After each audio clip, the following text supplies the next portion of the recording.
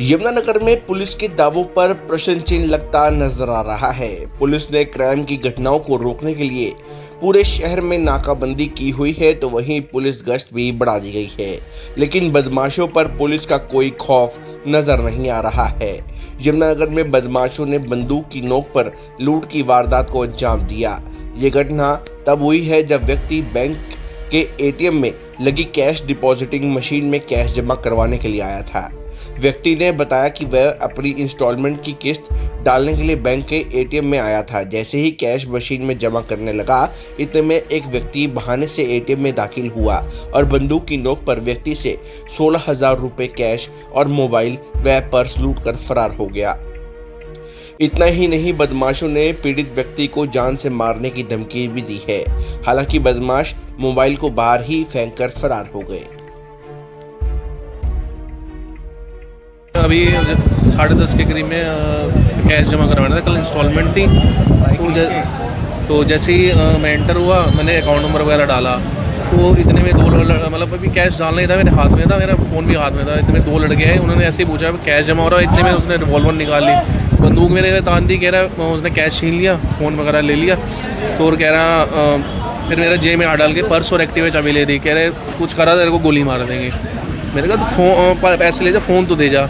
कह रहा नहीं, कह रहा तूने बाहर नहीं आना। बस वो जैसे ही मतलब वो अंदर बंद करके बाहर चले गए। कह रहे तेरा फ़ोन मिल जाएगा, तूने बाहर नहीं आना। मैं फिर एक 2 मिनट बाद बाहर आया हूँ। मैंने किसी से लेके फ़ोन करा, घर पे बुलाया भाई और को, मैं सबसे घर से बुलाया।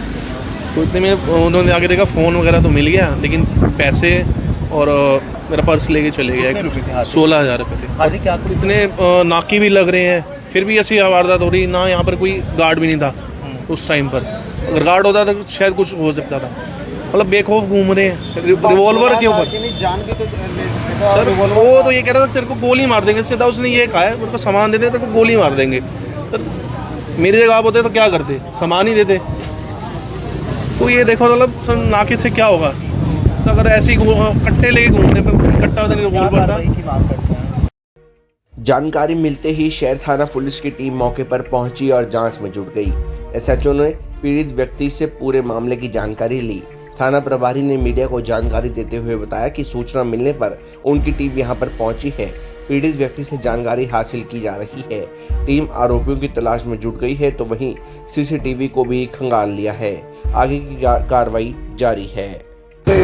आप मेरे को अभी इंफॉर्मेशन मिली थी कि कार्तिक नाम का लड़का यहाँ पैसे डिपॉजिट कराने के बाद ले आता और उसके साथ कोई इंसिडेंट हुआ है। उससे मैंने अभी वर्बली बातचीत की है और मैं इस विषय के ऊपर पूरी गहनता से जांच कर रहा हूँ। जो भी तथ्य सामने आएंगे वो आपको उसकी डिस्क्रिप्शन दे दी जाएगी। कितने पैसे देंगे उससे वर्बली हुई है, अभी मैं उससे डिस्कस कर रहा हूँ और पूरे फैक्ट्स जान के जो भी डिस्क्रिप्शन आएगी वो आपको दे दी जाएगी।